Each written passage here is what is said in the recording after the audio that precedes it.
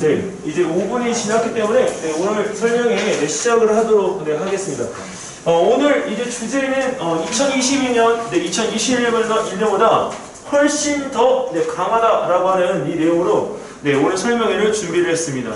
작년에 이제 그 올림피아드 학원하고 제가 데리고 있던 그 사선 학원하고 같이 이렇게 해서 융합으로 영재교육원 준비를 했습니다. 작년에 우여곡절이 참 많았지만 어쨌든 시험을 보든 안 보든 간에 작년에 올림피아드 학원하고 한 첫 해에 한 100명 정도의 결과가 나온 것 같아요. 그래서 저희 사전에서만 64명, 저희는 대학부설만 작년에 했거든요. 그러니까 작년에 대학부설은 64명이니까 좋은 결과인 거죠. 애들도 열심히 해줬고. 작년에 좋았던 거는 저희들이 이제 서울대하고 연대가 이제 시험을 안 보고 면접에서 저희가 강점을 가질 수 있었고, 근데 서울교대 같은 경우에는 아시는 분들은 또 아시겠지만 저희 작년에 68명에서 80명 사이에 학생들을 대상으로 그 줌 수업을 했습니다. 근데 줌 수업을 가이드 수업을 진행을 했어요. 그래서 사실 아이들이 강점을 가질 수 있었던 거는 서로 간의 이제 정보, 아이들의 반응 이런 것들을 다른 그 군보다 많이 체크를 갖다 할 수 있어서 그 준비를 갖다 한 친구들은 사실 좋은 결과를 낼 수 있어서 또 하나는 이제 어머님들이 그 아시는 정보 중에 참 아쉽지만 1차에서 탈락한 친구의 정보를 저희가 가지고 있습니다. 이게 되게 중요한 게 뭐냐면 작년에 학원에서 다들 광고를 할 때 1차에서 100% 붙었다라고 광고하는 학원들이 굉장히 많았었을 거예요. 근데 저희는 그 광고를 못했어요. 1차에서 탈락한 정보를 가지고 있기 때문에 그래서 그 탈락한 정보를 토대로 해서 그 친구들도 굉장히 잘하는 친구였는데 1차에서 탈락을 못한 말이에요. 그러니까 좀 아쉽지만 그 친구들이 그 탈락한 정보를 대상으로 해서 나머지 친구들이 마지막까지 갈 수 있는 방향을 찾을 수가 있었습니다. 그래서 작년에 서울교대는 22명이 일단 합격해서 갔고요. 수학 3명에 과학 19명입니다. 근데 이제 그 학생들이 이제 무엇인가를 갖다 준비하는 과정에 있어서 작년에 많이 배웠다라고 하는 표현이 딱 맞는 것 같습니다. 여기 준비하셨던 분들은 작년에 정말 이 욕이 여기까지 나오고 그 다음에 준비하는 과정에서 왜 이렇게 힘들어요?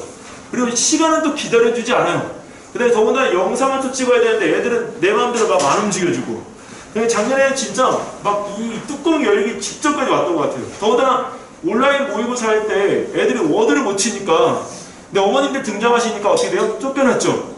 거기다가 이제 워드를 못 치는 아이들은 시험을 못 보는 단계까지 온 거예요. 그래서 올해는 온라인 모의고사를 본다라고 하면 적어도 타수가 200타 이상은 나와야 된다고 저는 봅니다. 워드를 못 치면 시대적으로 못 따라간다고 보기 때문에 온라인 모의고사에서 아이들이 좀 힘들어지지 않을까. 어머님들 그 드린 자료 중에 제가 이 미색 종이가 있습니다. 이 미색 종이는 여기 뒤에 작년에 그 온라인 모의고사를 진행했던 문제를 아이들이 복귀한 거를 그대로 넣었고요. 작년에 저희가 1주차부터 6주차까지 수업한 내용을 토대로 해서 아이들 모의고사 문제집 만들어서 봤던 내용입니다. 근데 이 문제가 별거는 아닌데 그 온라인 모의고사에서 애들이 좀 자신있게 시험을 볼 수 있었던 거, 그 문제가 많이는 아니지만 그래도 몇 문제 적중을 해서 아이들이 그 방향성을 좀 찾기가 좀 쉬웠던 것, 그게 주요했습니다. 그래서 사실 미색 종이는 어머님들께서 그 문항 자료가 있기 때문에 가지고 가서 보시면 좋겠고요. 올해 그 서울교대가 이제 그 독서에 관계되어진 부분의 강조점을 50%를 놓고 본다면 그 미색종이의 그 독서 기록물을 갖다가 관리하는 방법이 있습니다.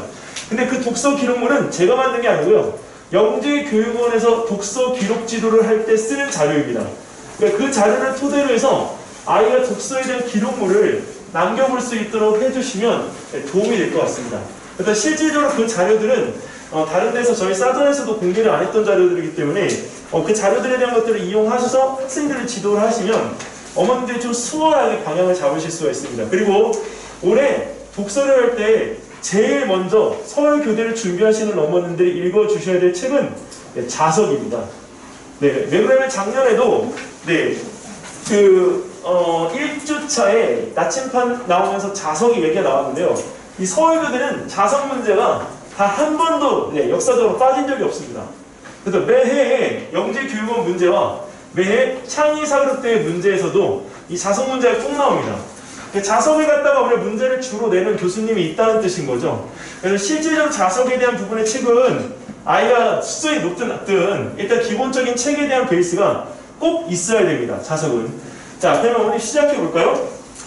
네, 일단 올해 대학 부설 준비하시는 선생님은 오현 선생님하고 조영구 선생님하고 저 이게 셋이고요. 여기 이제 김희진 선생님이 또 도와주시고 나머지 두 분이 MSG 영재교육에서 또 하셨던 과학 선생님들 또 오셔가지고 같이 도와주실 겁니다. 과학 강사진은 이제 더 탄탄해지고 영재교육 쪽에 대한 부분에 초점이 많이 맞춰질 수가 있는 거죠. 일단은 영재교육은 보내고 싶어 할까라는 이 글을 갖다가 제가 한번 어머님께 질문을 드렸는데요. 영재교육은 보내기 전에는 일단 그 마음을 먹기 전에 제일 중요한 건 목적과 이유를 반드시 어머님께서 고민을 하셔야 됩니다. 어머님, 영재교육은 보내시려고 오신 거잖아요. 그죠? 네, 긴장하지 마시고 똑같이 면접 때도 애들 긴장을 해요. 일단은 어머님 왜 보내고 싶은지 간단하게. 네? 의대요? 네, 의대를 가면 영재교육원을 가면 의대를 갈 수 있어요? 네, 그게 물어보는 거예요. 진짜 순수하게 물어보는 거예요. 순수하게. 네. 그 기반이라고. 기반. 네. 어머님은요? 그냥 잘하는 친구들이 많이 준비하니까. 잘하는 친구들이 준비를 한다. 어머님 여기서 이 부분에서 제가 이걸 보여드릴게요. 네, 어머님이 아까 하셨던 이유가 있어요. 영재교육원 보내는 목적은 일단 영재고하고 과학고를 가는 목적이에요. 그리고 또 하나는 의대 진학을 하기 위한 목적도 있고요. 이공계 진학을 갖다 목적으로 합니다. 이거는 인서울이 아니라 서울에 있는 상위권 대학을 갖다가 진학을 하기 위한 목적으로 영재교육원을 갑니다. 실제 영재교육원 출신자 중에 대학부설 영재교육원 출신자 중에 인서울에서 다니는 친구들이 96%입니다. 이거는 다니는 친구들에 대한 추적조사가 영재교육원 출신자들은 GED 시스템에서 추적조사를 합니다.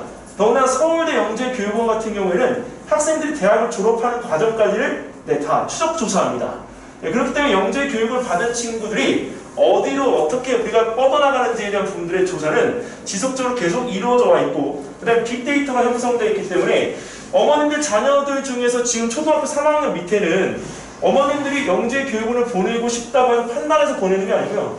AI 인공지능이 수학에 대한 학습 능력을 따져서 3, 4학년 때 판가름 후에 학생 학교에 추천을 하면 그 빅데이터 기반을 통해서 영재교육원 진학과 영재학교 진학을 할 수 있습니다.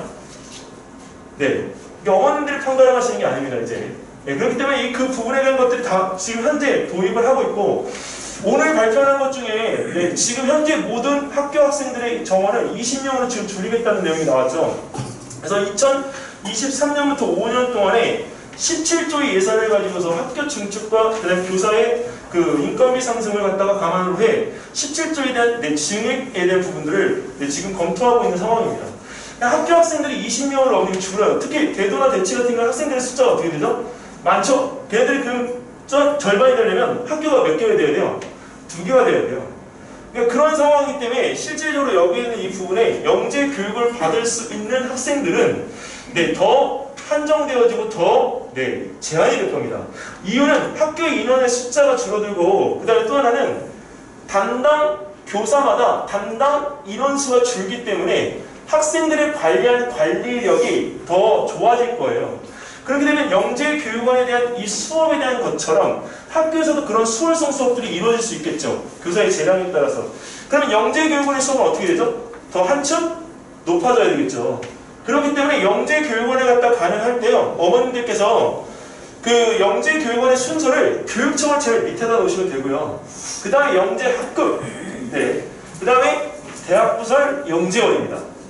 그러니까 이 영재교육원이라고 하는 부분에 대한 것들을 교육청을 맨 밑에 놓는 이유는 교육청의 수준이 낮아서가 아니고요. 교육청에서 배우는 내용이 쉬워서 그렇습니다.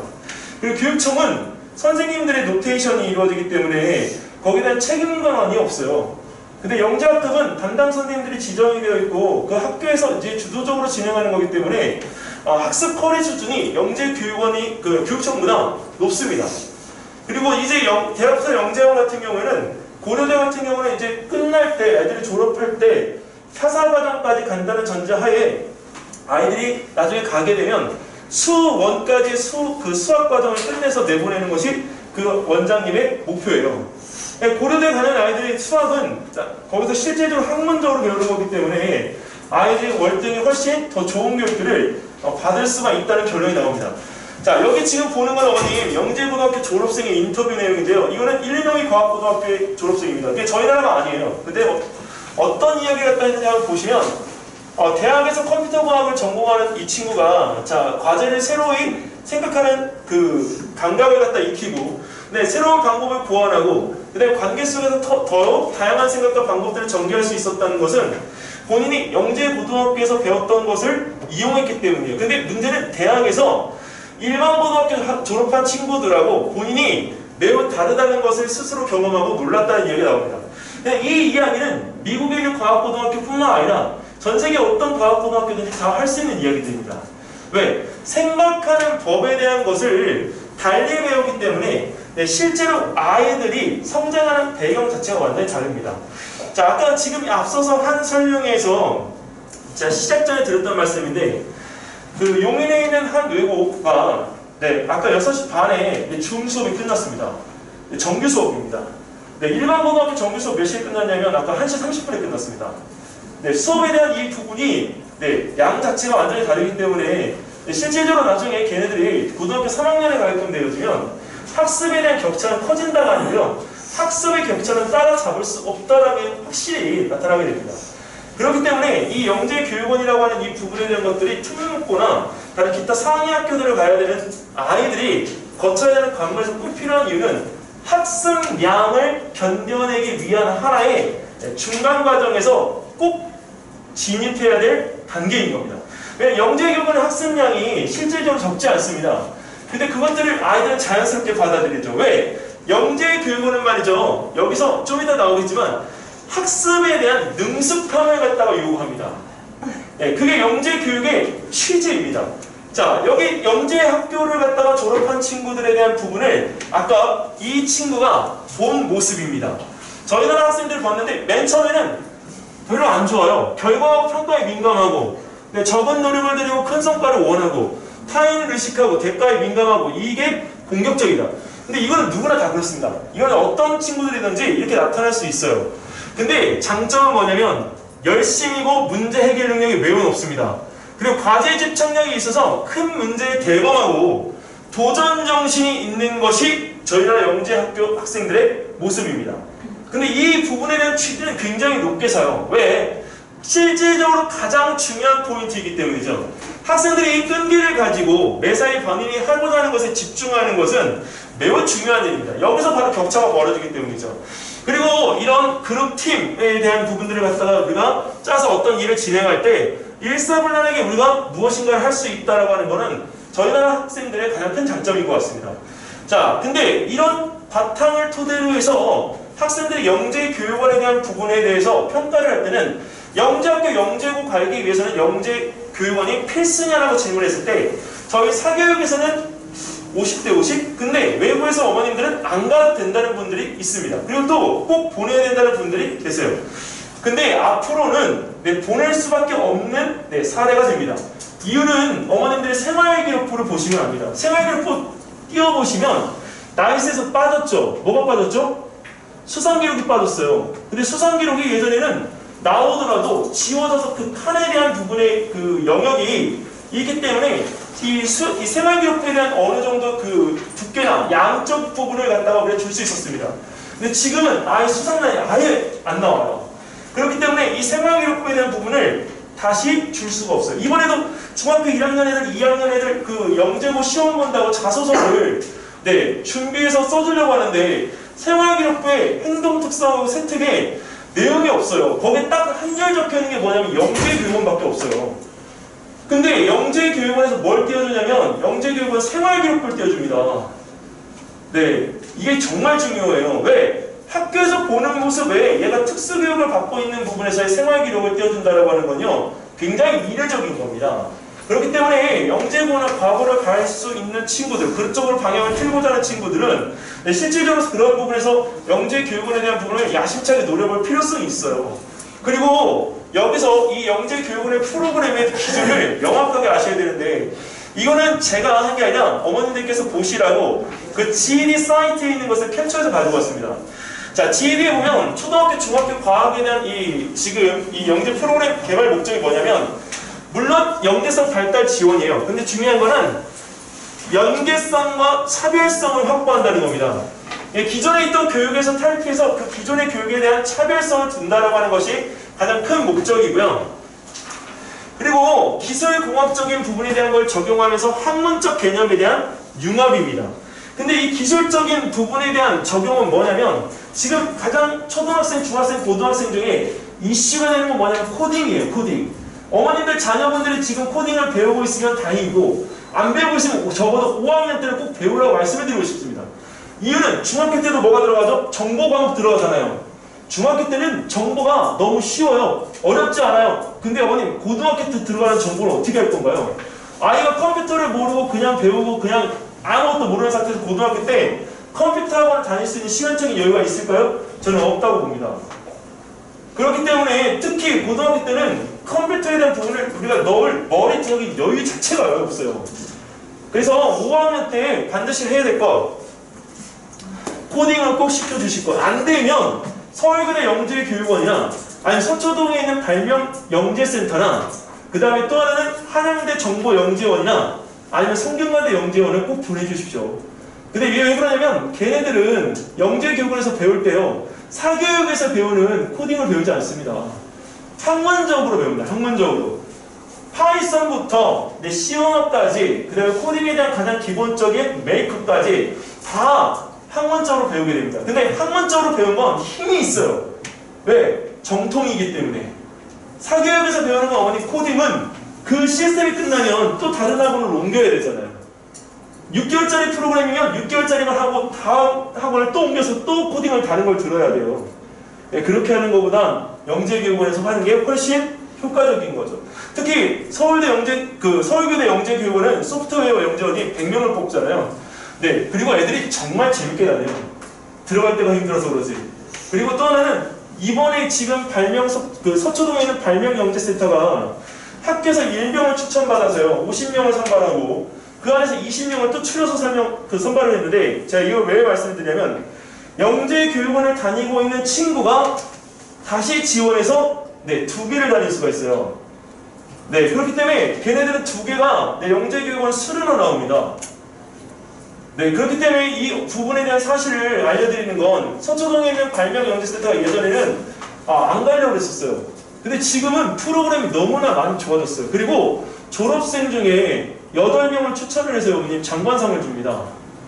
네, 그렇기 때문에 지금은 상에 대한 이 부분이 교과상이 실제적으로 여기서 우리가 그 학교에서 받는 상이 의미가 별로 없기 때문에 외부에서 수상하는 것들에 대한 부분들의 상의 기준이 어느 정도는 있어야 돼요. 자, 그리고 또 하나 여기 보시면 이 국가 영재교육 프로그램에 대한 기준을 갖다 얘기하는데 영재교육을 위한 과학적인 소양에서 탐구와 실천이 있습니다. 결국에 가서는 문제점 발견한 것을 갖다가 설계하고 수행할 수 있는 능력이 배양되는데 그걸 어떤 과정으로 해서 우리가 배양하냐면 영재를 위한 과학적인 능숙함을 토대로 해서 배양하겠다는 겁니다. 이 능숙함이라고 하는 게 예전에는 영재교육원에서 안 나왔던 단어예요. 근데 올해부터 작년부터 이 능숙함이라는 단어가 매우 눈에 띄게 나옵니다. 이거 왜 그러냐면 이 능숙함이라고 하는 것은 실질적으로 아이가 무엇인가를 갖다 경험을 통해서 직접 생활에서 내가 응용하고 쓸 수 있도록 만들겠다는 거거든요. 그리고 이 영재교육은 결국에 가서는 과학자를 갖다 배양하는 건데 그 과학자가 그 본인의 과학적인 소양을 능숙하게 우리가 다룰 수 있도록 하겠다라고 하는 취지에서 이 능숙함이라고 하는 게 계속 제시가 되고 있습니다. 한 예로 여기서 예전에는 과학적 개념에 대한 부분이 전체 100%였다면 탐구와 실천에 대한 부분들이 들어가서 나중에 이것들이 융합되고요. 그리고 수준별에 대한 수업을 갖다가 진행해서 중등 과정에서는 과학자적 인성과 진로를 가지고 있는 융합적 역량을 능숙하게 해주겠다라고 하는 게 영재교육의 추론으로 나오고 있습니다. 근데 이 부분에서 지금 현재 3, 4학년 때, 5, 6학년 때, 중학교 1학년, 3학년 때까지 영재교육 프로그램에 대한 기준을 갖다 지금 제시하고 있는데요. 여기는 이 부분에서 이해는 이렇게 하시면 될 것 같습니다. 보통 어머님들이 영재교육원에 다니다 보면 K무나 다른 것들 때문에 쫓기니까 영재교육원을 그만두시는 경우들이 계세요. 근데 영재교육원을 그만두는 것도 나중에 기록물에 남습니다. 그리고 또 하나는 그 영재교육원에 갔다가 그만두시는 건 좋은데 거기 있는 부분에서 다니시다가 나중에 여기서 끝나는 게 아니고요. 사사과정까지 진입해서 나중에 중등교육과정에 대한 부분까지 진입하고 중등교육과정에서 사사과정까지 간 친구들은요. 어머님들이 생각하시는 것 이상의 능력을 가집니다. 실질적으로 영재교육원 사사과정까지 간 친구들이 학습적으로 절대 무너지는 일이 없습니다. 어느 정도냐면 지금 현재 고등학교 2학년인데요. 그 친구는 중학교 때부터 고등학교 때까지 전교 1등을 놓쳐본 적이 없어요. 여학생인데. 근데 그 친구가 그 A4지로 5장 정도의 소논문을 갖다 쓰는데요. 시간이 얼마나 걸릴 것 같나요? 딱 2시간 내에서 3시간 걸립니다. 이게 굉장히 중요한 겁니다. 이번에 초등학교 5학년, 6학년 대상으로 자유탐구 대회가 한국과학교사 총연합회 주최로 시작을 하잖아요. 올해 처음입니다. 근데 그게 5페이지입니다, 어머님. 근데 그 5페이지를 쓰는 데 있어서 애들이 얼마나 힘들어할까요? 근데 이거를 어머님 영재교육원 다니는 친구들한테 맡겨보는 것과 일반 친구들한테 맡겨보면요. 뭐가 다르냐면 주제 잡는 게 달라요. 그래서 어머님들 앞으로의 세대는 이 실질적으로 20페이지짜리 보고서가 아니고요. 5페이지짜리의 나의 표현 능력을 길러줄 수 있는 나의 과학적 소양을 갖다가 넣은 내 보고서가 있느냐 없느냐입니다. 올해 지금 어머니들 자녀분들 중에 지금 현재 5학년, 6학년들 4학년부터 아마 할 것 같은데 4학년, 5학년, 6학년들은 올해 지금 현재 9월 달에 과학전람회가 실시한다고 과학전 시간에 떴습니다. 근데 그 부분에 작년 같은 경우에는 실제적으로 기회들이 널리 알려지지 않았기 때문에 작년에는 이득을 갖다 많이 봤죠. 근데 올해는 아마 많이들 할 거예요. 왜? 작년에는 공지가 제대로 이루어지지 않았기 때문에 못했는데 올해는 공지를 지금 했잖아요. 그러니까 9월달에 제출해야 되는 친구들이 얼마나 많겠습니까? 근데 영재교육원에 가는 게 문제가 아니라 나중에 상위 학교를 가야 될 친구들은 보고서가 필요하기 때문에 전람회에 꼭 자기 작품을 하나를 넣어야 됩니다. 근데 상을 안 받아도 좋은데 자기 보고서가 있느냐 없느냐의 게임입니다. 자, 그렇기 때문에 이 부분에서 여기 있는 이 과정상에 거친 친구들이 본인 스스로의 산출물을 갖다가 우리가 가지고 있는 경우라면 다른 친구들에 비해서 학습은 똑같이 이루어지더라도 하나가 더 위에 있는, 즉 본인이 탐구와 실천을 갖다가 실질적으로 실천한 사례에 대한 경험을 가지고 나중에 능숙함에 대한 단계로 건너갈 수 있게끔 되는 겁니다. 자, 지금 보시면 여기 그 힘과 운동이라는 단원이 나오는데요. 중학교 교육과정에서는 힘과 운동 파트가 힘이 1학년, 운동이 3학년에 있습니다. 근데 예전에 2009년도 교육과정엔 이게 1학년 때 있었어요. 1학년 때 있었던 그 내용이 2015년도 교육과정으로 넘어오면서 완전 이빨이 다 빠졌습니다. 왜? 중요 내용에 대한 부분들이 다 없어지고 마치 치과로 하면 임플란트를 해야 되는 상황으로 완전히 번졌어요. 과학은 지금 현재 어머님 내용이 너무 많이 빠져있어요. 지금 다 어디로 갔냐고요? 어렵다 하니까 다 고등으로 넘어갔죠. 근데 고등으로 넘어간 내용이 기본 내용이 있을까요? 없어요. 다 심하지. 특히 생명과학 같은 경우에는 거의 대학교 1학년, 2학년 정도의 수준의 내용들이 지금 내려와 있습니다. 그러니까 이 부분이 절대 쉽게 가서는 안 되는데 내용이 빠져서는 안 되는데 내용이 빠져있죠. 자, 이거를 어머님 어떻게 하는지 보세요. 이거는 제가 만든 게 아니고요. 우리가 그 GED 사이트에 가면 교육부에서 제시하고 있는 영재 교육의 흐름표입니다. 여기 보면 힘과 운동을 갖다 배울 때 개념을 갖다 배우고 나서 실생활과 사회문화에 우리가 응용하고 활용할 수 있게끔 한다. 그리고 첨단 과학기술에 어떻게 그 부분이 적용되어졌는지를 이해해야 한다. 즉 찾아보고 본인이 그 부분에 대한 걸 탐구를 해야 되는데요.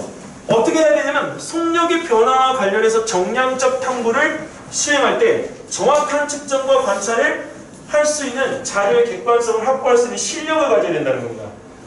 네, 이게 영재 교육이죠. 그냥 보통 일반적으로 학교에서 할 수 있는 교육이라고 생각할 수도 있지만 쉽지 않습니다.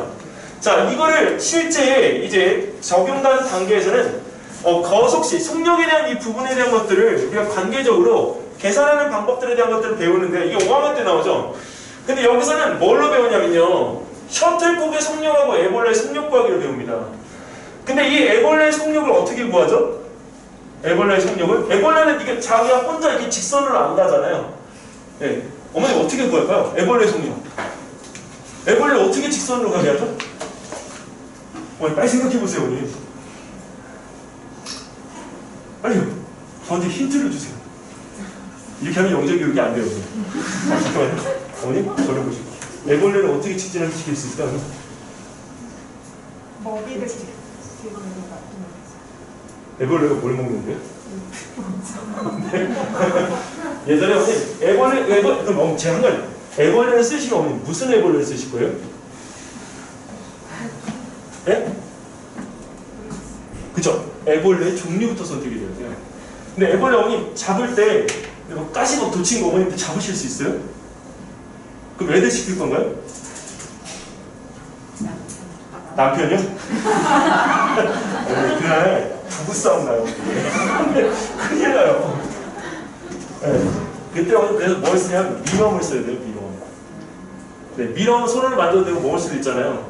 네, 근데 이 미럼이 어머니 할 때 이거를 저는 이게 나와서 생각나는데 예전에 저쪽에 그 잠실 쪽에 있는 초등학교 친구가 뭐를 했냐면 미럼이 여기서부터 여기까지 가는데 속력을 측정했던 실험을 한 적이 있어요. 우연찮게.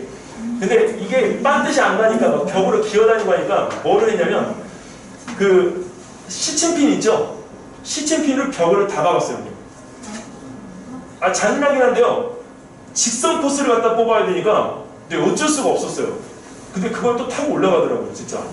그래서 그걸 나중에 어떻게 했냐면 유리관 있죠? 유리관을 1cm 간격짜리로 해서 통유리 있잖아요. 네, 그걸로 뽑았어요. 그래서 처음부터 끝까지 가는 시간을 10번을 측정해가지고 속력을 구했어요. 네, 그러니까 그게 애벌레부터 측정할 수 있는 방법에 대한 것들을 생각해서 재해줘야 되는 거죠. 근데 그게 지금은 저는 이렇게 생각했는데 다른 친구들은 어떻게 될까요? 또 다르게 나오겠죠? 그 방법적인 것들에 대한 것들을 이야기하는 거. 셔틀콕에 대한 부분을 제가 이건 실제로 해봤는데 우리가 수업 듣던 친구들한테 그냥 셔틀콕을 하면 이렇게 가지만 이 조금 흐름이 빠른 아이들은 선생님 포물선 운동이잖아요. 이렇게 얘기를 해요. 그러니까 보는 관점이 이게 서로 다르도록 하는 거죠. 그리고 여기는 이 부분에서 여기 딱 뭐라고 나오는데요. 진로 탐구에서요. 이공계 진로 의식 신장 및 미래 유망 직업 탐색을 위한 스팀 프로그램 적용해서 진로 탐구 방향을 제시한다. 웹 탐색을 통한 한국표준과학연구원 임무 및 기능 조사하기, 스포츠 개발원 진행 사업을 통한 스포츠 과학 관련 진로 탐색하기 이렇게 나옵니다. 그러니까 이게 일반적인 학습에서 배울 수 있는 내용이 아니기 때문에 질적 차이가 나는 건 당연해요. 자, 그리고 여기서 이제 학력이 높아지게 되면 뭘 배우냐면요. 중력, 전기력을 배워요. 초등학교 4학년 때 배우는 중력에 대한 내용이 실제적으로 여기서 어디까지 올라가냐면 원자핵 속의 소립자 사이에 작용하는 강한 핵력, 약한 핵력 얘기가 나옵니다. 이게 2009년도 교육과정의 그 고등물리 하이탑에는 원에 57페이지 7번째 줄에 이 표현 4가지가 나와요. 자연계에 존재하는 힘 4가지가. 네, 근데 이 힘이 어머님, 이 힘이 애들이 몇 학년 때 배우면 4학년 때 배워요. 4학년 때. 고등학교 개념을. 그러니까 이게 실질적으로 애들이 고등학교 때 배워야 된다고 해서 내가 어려운 걸 배운다가 아니라 그냥 내 학년에서 자연스럽게 받아들여야 되니까 몇 번이고 배울 수 있는 기회를 초등학교 4학년 때 얻는 거예요. 아까 어머니 뭘 갖다가 우리가 이 영재교육에서 요구한다 했었죠? 능숙함. 이해되십니까 이제? 네.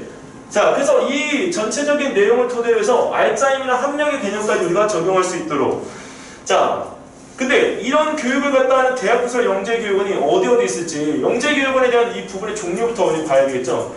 네, 실제적으로 우리가 지금 서울대학교 연대 서울교대는 창조부 소속의 기관입니다. 그리고 여기 교육부 세미나는 데가 서울여대가 있는데 서울여대 정보영재원은요 보안이 좋습니다. 보안에 관계되어진 그 내용을 갖다 배우는데 실제적으로 보안 쪽에 관계되어져서 어머님들이 관심이 있으시면 보안 정보 영재원으로는 서울여대가 좋습니다. 지금 거리가 좀 있어서 그러죠. 자, 그리고 고려대학교라고 그다음에 소프트웨어 영재원, 성균관대, 한양대 영재원은 서울시 교육청입니다.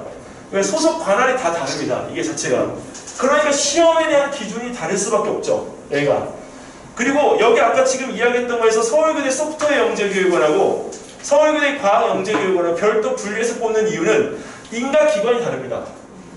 예, 그러니까 이게 양쪽 지원이 가능한 거예요. 이게 이해되시죠? 그러니까 올해는 소프트웨어 영재교육원 양쪽 지원이 가능하면 양쪽을 다 지원하시는 게 저는 좋다고 봅니다. 왜냐면 소프트웨어 영재교육원 사실은 이 교육적인 부분의 프로그램 내용을 진행하는 걸 몰라서 추천을 못 드렸었는데 올해 저희 학생들이 가서 지금 수업을 받고 있는 친구들은 대단히 만족하고 그다음에 문제는 학생들이 성장을 해서 수업 시간에 들어옵니다. 그러니까 수업을 갖다 받아들이는 속도가 어떻게 되죠? 훨씬 빨라지죠. 자, 그리고 이제 이 영재원들이 어떤 특징들을 가지는지 딱 하나로 정리해서 드리면 어머님들 자녀분들이 지극히 학습적인 애들이 있어요. 그 지극히 학습적이라고 하는 거는 선행학습이 많이 되어 있는 거죠. 지금 초등학교 3학년인데 중학교 3학년 수학 끝나는 아이들. 네. 그런 아이들 같은 경우는 네, 서울교대 당연히 봐야죠. 근데 이제 중요한 건 서울교대를 가더라도 네, 자기 주도적 학습 능력이 있는 애들이 있어요. 근데 어머님들께서 영재교육원 보내실 때 힘드신 건 알지만 네, 거리상으로 멀어서 못 보낸다는 얘기는 안 하셨으면 좋겠습니다. 이제. 네, 왜 그러냐면 이 수학이나 이런 것들이 진도가 빠른 애들이 고려대에 갔을 때 가지는 이 파이팅이요 어머니 엄청나요. 그래서 고려대 사사까지만 잘 끝나면 영재교육원 어머니 제대로 왔습니다. 그런 졸업한 이 제자를 갖다 보면 실질적으로 하나같이 다 잘해요 어머니 진짜. 그리고 수학이 일단 안정되니까 나중에 모든 과목에 있어서 다른 것들은 본인이 하기 나름이더라고요 얘네들은. 근데 서울교대는 이 선행학습 지수가 높다 보니까 얘네들 오로지 학습에 대한 추구력이 높아요. 자, 그리고 이 서울교대는 아까 말씀드렸던 것처럼 이 자기 주도적 능력을 통해서 가져야 될 경험들이 있잖아요. 그 경험들을 뭐예요? 얘는 가지고 와야 돼요. 이해되십니까? 네.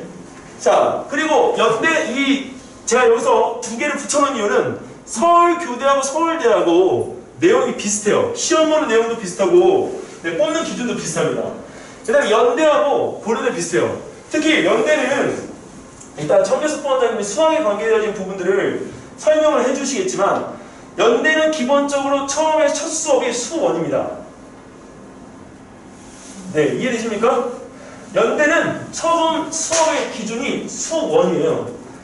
얘네들이 어머니 절대적으로 수학이 중학교 때 수학 다 했다고 해서 시험을 본다고 해서 합격했다고 해서 안심하면 안 돼요. 가서가 문제입니다. 가서가. 영재원 수업을 어머니 수업을 낮춰달라고 할 수는 없잖아요. 네, 그러니까 어머님들이 연대교 영재교육원에 보내실 때는 수학에 대한 부분이 어느 정도 일정 수준이 되는 아이들. 그리고 연대는 어머님 왜 많이들 가시려고 하냐면 얘네가 영재고나 과고를 갖다가 70% 정도 보내요. 굉장히 높은 합격률입니다. 서울대는 어머님 40% 정도밖에 안 돼요. 네, 그래서 이 연대의 이 부분에 대한 이 취지를 잘 보셔야 되고 연대가 올해는 시험을 갖다 안 볼 수도 있어요. 네, 시험을 안 보게 되면 이점이 뭐냐면 이 가서 발표력이 좋은 친구들은 학습을 했을 경우에 자기 표현 능력으로 충분히 붙을 수가 있습니다. 즉 시험에 의해서 한 문제 틀려가지고 배제당할 경우는 없는 거예요. 연대는 12문제 시험이 나오는데요. 과학 같은 경우에는 8문제가 공통 수학 문제고요. 4문제가 물화생지로 해서 각각 한 문제씩 나옵니다. 네, 그러니까 연대 같은 경우에는 시험을 갖다 볼 때 수학이 다 되어 있어야 돼요. 그리고 물리 화학만 되어 있다고 해서 시험을 볼 수가 없습니다. 왜? 2문제밖에 안 되니까. 생물하고 지구. 그래서 연대하고 서울대는 이 준비를 하는 과정에 있어서 애들이 대부분의 물리 화학은 다 하고 오기 때문에 무엇을 갖다 해주냐면 생물하고 지구과학 수업들을 해주는 경우들이 많습니다. 네. 그래서 이 연대하고 이 서울대는 그 수업을 어떻게 해주느냐가 아이들 합격 기준을 높여줘요. 자, 그리고 한양대 같은 경우는 정보영재원인데요. 얘네들 첫 해에는 수학 문제가 마방진이 나왔어요. 초등학교 4학년이 초등학교 5학년 수학을 가서 하고 사고력 문제를 했을 때 맞을 수 있을 정도의 문제였습니다. 근데 뽑고 나서 그 다음에 어떻게 됐느냐 수업을 하다가 보니까 이 수업에 대한 부분이 학생들이 받아들이지 못하는 거예요. 형님. 왜? 너무 어려우니까. 네. 초등학교 지금 5학년 수학하는 애들은 분수를 하잖아요. 형님. 걔네들이 시험을 어떻게 알아들어요? 형님? 못 알아들어요. 네. 그러니까 나중에 어떻게 되죠? 이 영재원에서 머리가 띵한 거죠. 진짜로. 그래서 분반해서 나중에 끌고 갔는데 결국은 네, 힘들다는 얘기가 나왔어요. 그래서 그 다음에 대폭 네, 문제가 어려워집니다. 어머님들이 정보영재원을 선택하실 때는 과학으로 접근하시면 안 되고요. 100% 수학입니다. 교육청도 정보영재원은 100% 수학입니다.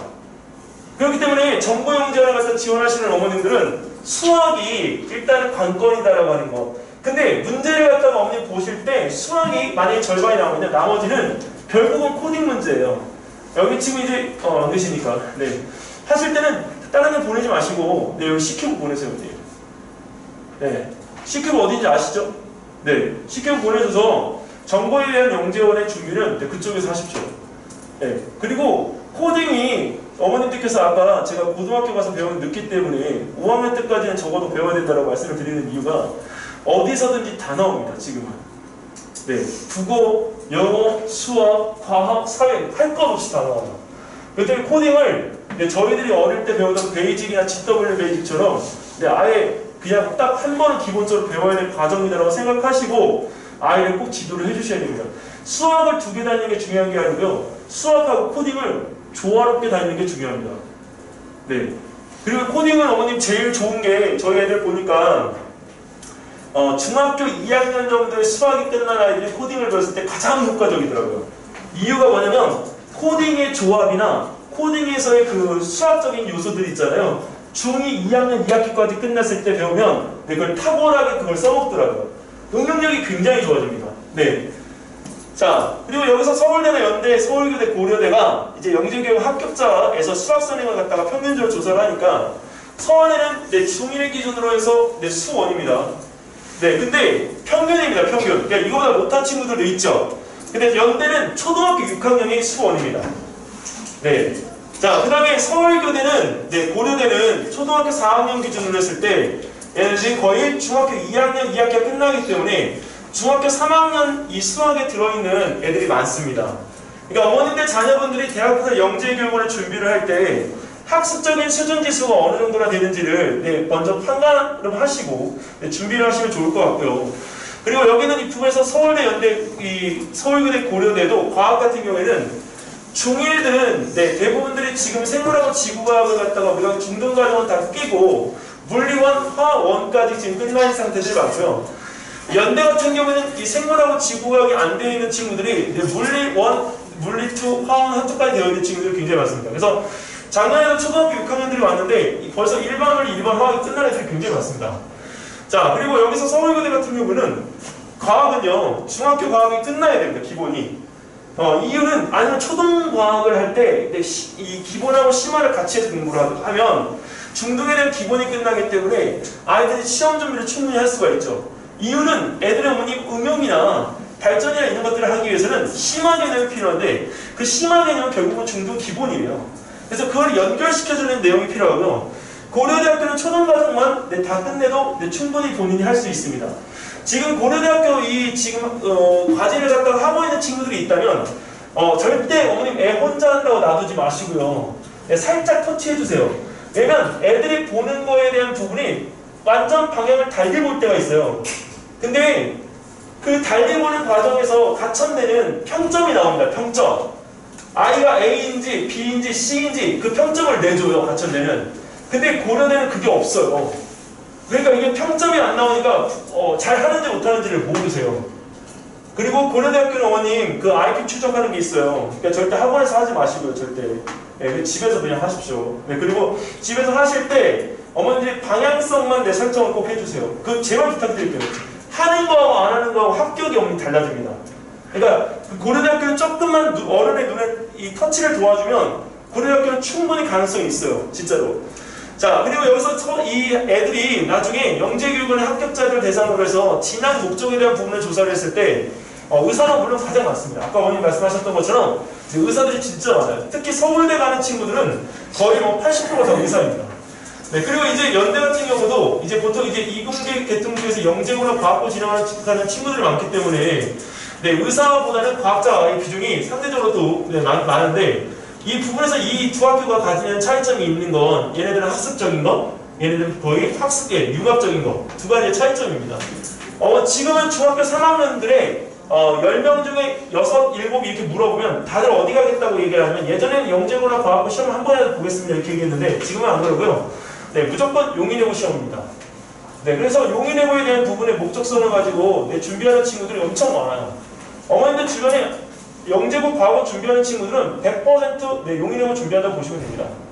네, 왜 그러냐면 용인해고가 의대 진학률이 어쩔 수 없이 높기 때문에 걔네들 같은 경우에 의대 진학에 대한 부분에 대해서 이 전교 등수로 각 학교별로 끌어놓는다고 보시면 될 것 같아요. 그래서 전교 4등까지가 서울대 의대를 보고 나머지 이제 그 밑에 있는 친구들이 그 다른 학교들을 진학을 할 수 있는 기회를 갖다 가질 수 있는 것. 그러니까 예전에 저희하고 똑같아요.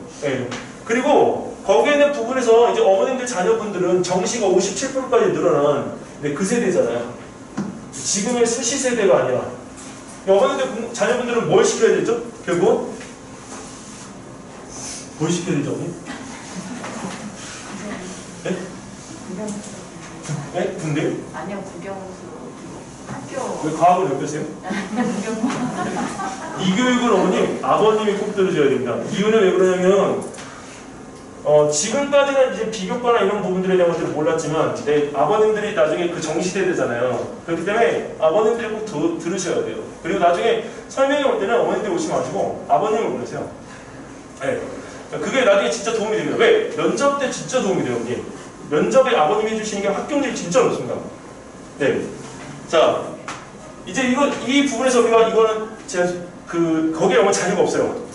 고려대 영재교육은 작년 면접 기출문제입니다. 이거는 제가 이거 실제 합격한 친구를 지도한 거를 내 어머니들한테 공개해드리는 거고요. 이 공유경제란 무엇인가라고 물어봤을 때 이 공유경제에 대한 부분에 대한 것들을 그냥 단순하게 가르쳐주는 게 아니라 이걸 통해서 무엇을 할 것인가가 중요해요. 그래서 이 내용적인 부분에 대한 것들을 우리가 하는 것, 자 어떻게 우리가 설계를 갖다가 어떻게 적용을 갖다가 할 것인가에 대한 거를 본인 스스로 얘기할 수 있어야 되는 것. 자 그리고 서울고대 같은 경우에는 수행한 과제에 대한 평가가 나왔는데 얘네들 같은 경우는 이 주제가 지금 아까 수학하고 비슷하게 나왔지만 이걸 어떻게 해야 되냐면요, 활동지를 본인 스스로가 해석해야 되는데 나침반 관찰하는 거하고 조작 관찰하는 데 있어서 작년에 숙제를 해준 학원들이 굉장히 많습니다. 근데 저희가 숙제를 안 해요. 숙제를 안 하고 같이 공부하고 같이 가이드를 하는 거죠. 어떻게? 이렇게. 네, 실제로 작년에 주제에 나와서 아이들 가이드한 직접적인 내용입니다. 이거 제가 만든다는 거예요. 그래서 여기는 이 부분의 생명체의 이동 방향하고 연어 일생 이렇게 하면서 자기 자석에 대한 이 내용들에 대한 것들을 제시를 하고요. 공부를 했죠. 공부한 내용을 토대로 해서 제시되어진 나침판이 어떻게 이렇게 우리가 관찰을 하면 좋을까. 그리고 이거 하면서 아이들이 준 아이디어를 여기다 적은 거예요. 그래서 촉감, 모양 제거하는데 바늘 색깔도 어떤 나침판은 녹색이 있어요. 그리고 어떤 거는 한 가지만 칠해져 있는 경우도 있어요. 그렇기 때문에 이거를 관찰하는 거 굉장히 중요하죠. 그리고 볼 때 위아래만 보는 게 아니라 비스듬히 몇 도의 각도에서 보는 거, 그거 공부가 많이 됩니다. 자, 그래서 실제로 이건 해본 거예요, 형님. 학생이 직접 제작한 거예요. 그래서 이 부분에 대한 것들을 갖다가 이렇게 해서 개념학습이 가능하도록 하고 실제 본인이 써서 이렇게 한 내용들에 대한 것들을 이렇게 나눠놓고, 자, 이 내용에 대한 부분을 나침판에 관련한 어떤 궁금증이나 이런 것들을 관찰을 본인 스스로가 해보면서 나침판으로 측정해야 되는 제품에 대한 것들을 이렇게 본인 스스로 그리고 어떻게 하죠? 이렇게 한 내용을 이렇게 그려야 됩니다. 네, 이거는 어머님의 도움 없이 남학생이 직접 한 겁니다. 네, 어머님들 도와주지 마시라고 내가 말씀드리는 이유는 애들 충분히 할 수 있어요. 단지 집중을 안 해봤기 때문에 못하는 거거든요. 남학생이 이 정도 할 것 같으면 어머님, 여학생들은 어떻게 해야 돼? 더 잘하겠죠? 네. 그러니까 이런 부분들에 대한 것들을 본인이 해보는 거, 경험을 통해서 만들어내는 거, 직접 해봐야 되는 이유가 인터뷰 때 물어봅니다. 자, 그리고 이 내용에 대한 이건 어머니 나중에 이거는 또 제시를 해드릴 수 있어요. 올해 자석 문제이기 때문에 이 비슷하게 나올 수가 있습니다. 자, 활동지에 나온 것들을 이렇게 그려보고요. 자, 이렇게 본인이 질문을 갖다 만들어보고 실제 이거를 가지고 동영상을 촬영해보는 걸 이렇게 만들어봤습니다. 이거는 본인이 설명해가면서 동영상으로 촬영해서 제출한 결과물입니다. 근데 이걸 통해서 어머니 자석의 자기장이 이렇게 휜다는 거는 저희가 교과서에서 배운 내용하고 완전히 다른 거잖아요. 그러니까 애들이 되게 신기해하면서 자석에 대한 관심도가 높아진 거예요. 그래서 자석 수업할 때는 엄청 흥미롭게 수업을 할 수 있었어요. 자, 그리고 이거는 실제 거기에 나온 기출문제들입니다. 기출문제들에 대한 부분들은 어머님들 그 아까 저희 보내드린 그 미색지에 저희들이 모의고사로 제공한 자료와 같이 놓았습니다. 참고만 해두시면 되겠습니다. 자, 근데 정보과정은 어머님, 이거는 제가 나중에 이건 따로 말씀을 좀 드릴게요. 시간이 지금 많이 오버돼서 제 수학 그 부원장님 기다리시니까 정보영재는 이렇게 해서 우리가 이 내용들에 대한 부분들을 제시를 하지만 결국에 가서는 뭐를 하냐면 이게 코딩을 바꿔줘야 돼요. 코딩을 바꿔줘야 되기 때문에 이 내용에 대한 것들을 그냥 안 할 수가 없어요. 자, 그래서 여기까지. 요거는 어머님, 나중에 이건 서울교대에 그 가시면 중등과학대회라고 있습니다. 올림피아드입니다. 근데 이 물리올림피아드하고 이게 다르기 때문에 저는 서울교대 출신들이라고 한다면 저는 이걸 추천을 드립니다. 이게 나중에는 어딜 가냐면 국제과학올림피아드까지 갈 수 있습니다. 이 내용은 나중에 다시 한번 제가 말씀드릴게요. 시간 오버해서 너무 죄송하고요. 네, 수학, 네, 청재석 부원장님 모시고 네, 수학에 관계된 이야기도 듣도록 하겠습니다. 네, 감사합니다.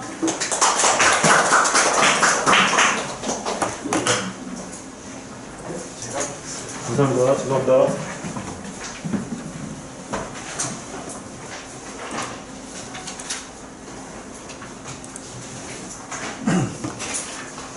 시간이 많이 지나서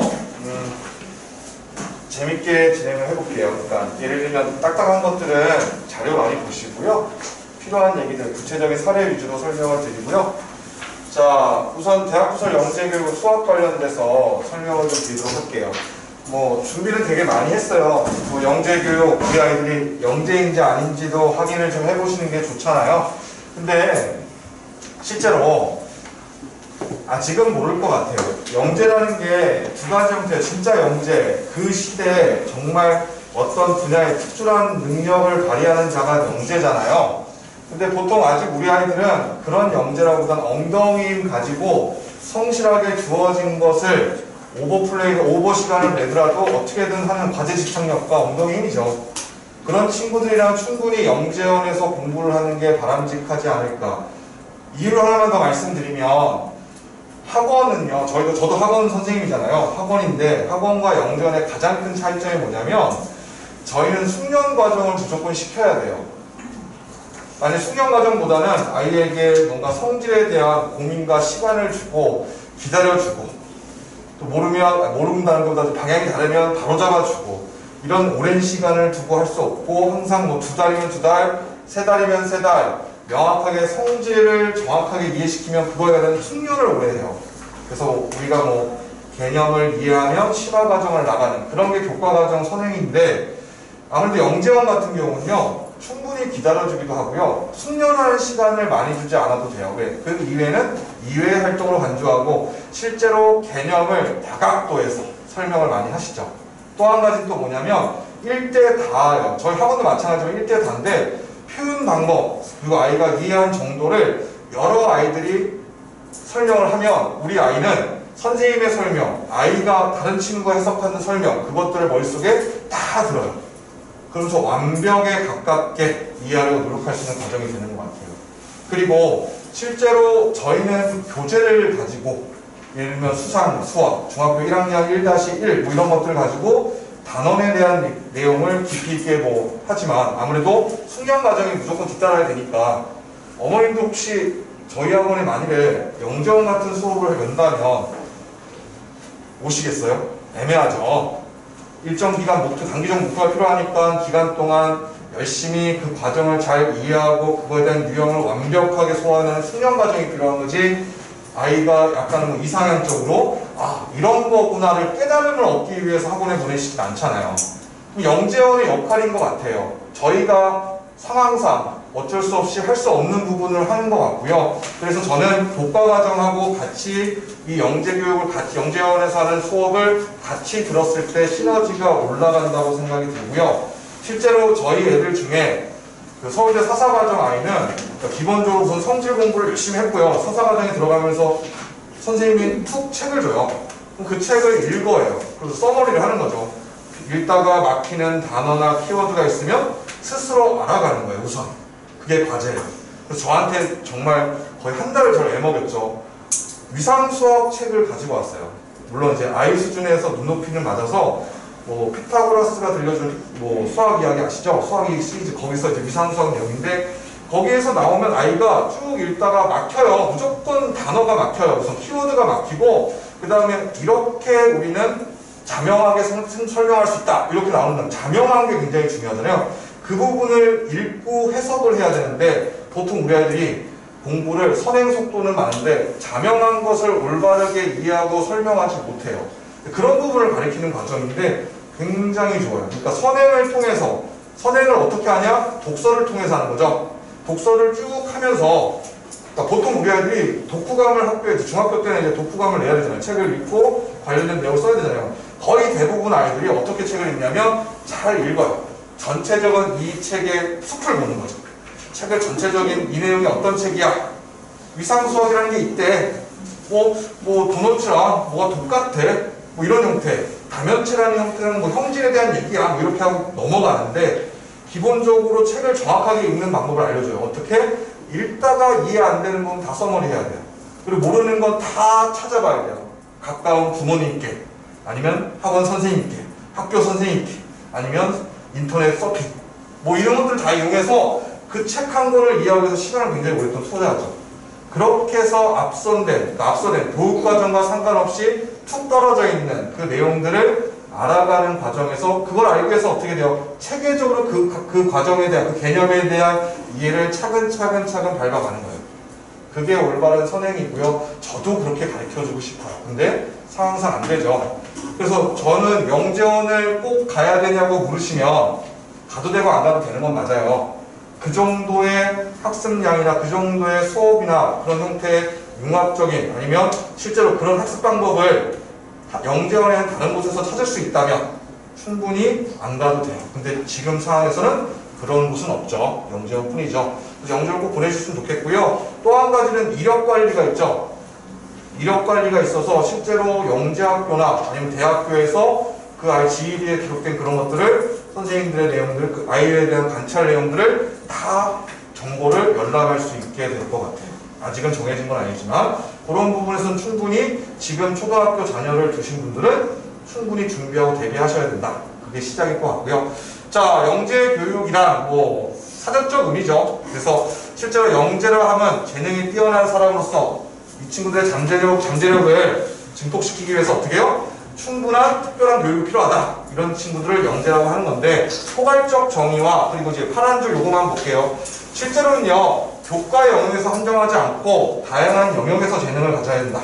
그런 친구들을 광범위한 범위에서 그러니까 실제로 지금 드러나 있는 우리 아이의 수학 실력, 수학 능력을 기준으로 아이를 뽑는 건 아니고요. 잠재 능력을 가지고 그리고 아이가 다각적으로 많은 것들 재능을 가지고 있다면 충분히 가능하겠죠. 그리고 우리가 아직은 그것을 정할 수는 없어요.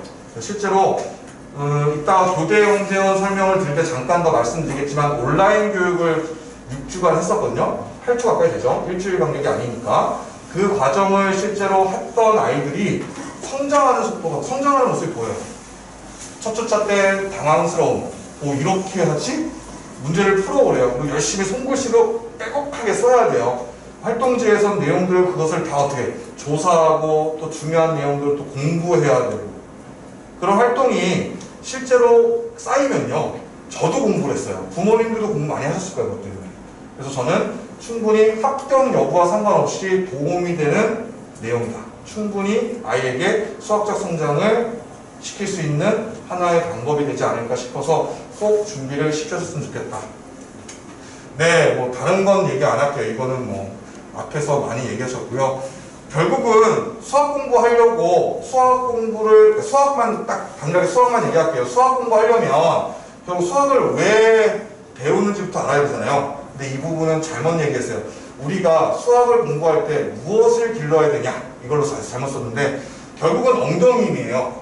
우리 아이들이 실제로 끈기 있게 모르는 문제가 나왔을 때 포기하거나 도움을 받으려고 요청을 하지 않고 스스로 어디까지 해낼 수 있는지를 지켜보는 게 이게 영재원에서나 뭐 학원에서나 보여주는 모습이니까 그 부분을 성장시킬 수 있을 것 같고요. 요거는 뭐 4대 4를 그려고 많이 하는데 그냥 요거 두 가지만 말씀드릴게요. 보통 학원에서는 논리적 사고와 분석적 사고 위주로 그 부분에 대한 얘기들을 많이 할 수밖에 없어요. 그래서 어떤 거냐면 분석적 사고 같은 경우는 실제로 문제를 예를 든다면 어떤 문제를 조건들을 하나하나를 다 따지고 해석하는 훈련을 해야 돼요. 그 훈련을 시켜야 되는 게 지금 초등학생들이에요. 그리고 중학생들이에요. 아무래도 문제에 대한 조건들을 정확하게 해석할 수 없으면 문제의 답을 못 내겠죠. 도출을 못 하겠죠. 그래서 그 부분을 많이 시켜서 속보다는 나무 한 그루 한 그루를 바라보는 그런 사고력을 길러내는데 학원에서 저희 입장에서는 그래요. 이 부분을 많이 시킬 수밖에 없고요. 영재원에서는 아무래도 창의적인 사고나 통합적인 사고, 전체적인 큰 그림. 아까 전에 뭐 선행 공부하면 영재원에서 수원까지도 시켜요. 언니. 수원을 시키는데 수원 과정을 학원과 다른 건 분명한 워낙에 교수님들이 약간은 정확한 명료하고 성질에 대해서 깊이 있게 설명을 많이 해주세요. 시간 들여서. 숙련 부분은 좀 제외하더라도 어떻게 보면 되게 다각도로 설명을 많이 해주시기 때문에 그런 부분에서 나타날 수 있는 부분, 전체적인 그림으로 설명하니까 숲으로 보고 설명을 하니까 그런 부분에서는 영재원 수업이 굉장히 도움이 많이 되실 거예요. 실제로 영재원을 다니는 걸 어머님들 기분이 더 좋으시죠. 우리 아이가 서울대 영재원 다녀. 아니신가요? 근데 아이들이요. 실제로 어머니 만족보다는 아이들이 굉장히 도움이 많이 되는 거예요. 실제로 준비하는 과정에서도 충분히 떨어질 수도 있어요, 어머니. 떨어지면 다음에 다시 이듬해 다시 도전하시면 되니까 준비하는데 뭐 주저하시거나 지금 당장 하는 게 너무 많다. 그래서 포기하시거나 그러지 마시고 준비할 기회를 만들어 보시면 어떨까 생각이 들어요. 자, 여기서 AI 시대 수학 교육은 필수다. 신문 스크랩한 건데요. 뭐 하나만 읽으면 김 교수는 수학이 과학적 현상을 설명하는 언어임을 강조했다. 그러니까 실제로 수능 얘기를 들면 작년에 그런 발표가 있었죠. 논술형 수능을 보겠다. 뭔가 변화하고 있어요. 선발고사 형태가. 그리고 작년 말에 올해 초까지 연달아서 영재학교 입시 문항 형태가 달라졌어요. 2차 시험, 3차 시험. 2차 시험 같은 경우는 실제로 문항수를 대폭 줄이고 그리고 시간을 충분히 주기로 이제 바뀌었어요. 그러니까 예를 같으면 대정 같은 경우는 아이들이 문제를 풀 수 없는 문제의 양을 줘서 그 정해진 시간 한 동안 최대한 많이 풀어라 했는데 그런 형태의 문제가 많이 제시됐고 예를 들면 경기 같은 경우는 다지선다 문제 뭐 13개의 문항을 주고서 옳고 그름을 판단하는 거 진역을 판단하는 건데 어떤 애 다 맞은 경우가 있었어요. 모든 13문제가 다 정답이에요. 근데 보통 우리 아이들이 어떻게 배우냐면 의심을 하죠. 절대로 13개가 다 맞을 거라고 생각하지 않아요. 스스로 자책을 하죠. 내가 뭔가 착각을 한 거야. 그래서 시간도 오래 걸리고 실수를 하게 되는 것 같아요. 그러니까 뭔가 조금 판에 박힌 형태, 어차피 교재라는 게 아이들이 처음 뭔가를 개념을 준비시키고 이해시키고 응용하려면 가장 정석책처럼 굉장히 아카데믹해야 돼요. 뭐 그렇게 진행을 하다 보니까 형식의 굴레에 빠져요. 그래서 당연히 그럴 수밖에 없어. 모두 고르시오 하는데 하나밖에 정답이 없을 때도 있죠. 학교 내신에서. 당황스럽죠. 모두 고르면 2개 이상이라고 생각하죠. 그러니까 그런 착각 속에 많이 빠지는데 그런 부분에서 조금 달라지고 실제로 개방형 문제가 많아진다는 것은 정답이 하나가 아니라 다양하고 풀이 과정 방법이 굉장히 다양하고 또한 정답이 없는 경우도 나타날 수 있어요. 그런 문제들을 해결하는 시대가 왔어요. 실제로 이제는 뭐 답을 정확하게 맞추는 것보다 답을 풀어가고 맞춰가는 과정을 들여다보겠다고 하시는 것 같아요. 그래서 실제로 코로나 때문에 아직은 면접이 비활성화됐어요. 서울교육도 마찬가지로 시험을 봤죠. 면접이 강화된다는 가정하에 이런 부분에 조금 더 주목하셔야 될 것 같아요. 자, 그러면 실제로 서울교대 문항하고 우리 아이들이 어떻게 작년에 공부했는지 그리고 저희가 어떻게 준비시켰는지에 대해 설명을 좀 드릴게요. 아시죠? 온라인 교육평가 과제가 있었던 거 아시죠? 크게 두 가지인데요. 활동지랑 그냥 보여만 드릴게요. 어차피 찾으시면 다 찾을 수 있으세요. 그러니까 1차식 걸 보여드렸는데 자연 속의 수학이라고 해서 유튜브 영상을 10분 정도의 내용을 틀어주셨어요. 우리 아이들은 뭘 해야 되냐면 즐겁게 봐요. 왜냐면 저도 보면 아무 생각 안 들고 현혹돼서요. 굉장히 색감도 좋고요. 자연 속에서 막 돌고 뭐 프랙탈 구조가 나오면서 되게 재밌어요. 한 편의 영화를 보는 것처럼 되게 재밌어요. 그리고 또 어떤 주제에 대해서는 어떤 교수님이 나오셔서 굉장히 아이 눈높이에 맞춰서 비유나 예시를 적절하게 대면서 설명을 너무 잘하시는 거예요. 그 어려운 주제를 너무 알아듣고 저도 빠져들더라고요. 어머님도 그거 보셨으면 굉장히 재밌으셨을 거예요. 그렇게 재밌게 우선 봐요. 10분을 또는 5분을. 그리고 보고 나서 뭐 하냐면 이제 글을 읽죠. 자, 지금 탐구 영상을 보고 알게 된 점을 아래 판에 정리하시오. 그럼 어떻게 돼요? 다시 봐야 돼요. 다시 보셔야 돼요. 그러고서 중간 끊기래 돼요. 보다가 엄마 잠깐만 딱 끊고서 뭐라고 했지 엄마? 무서워져요.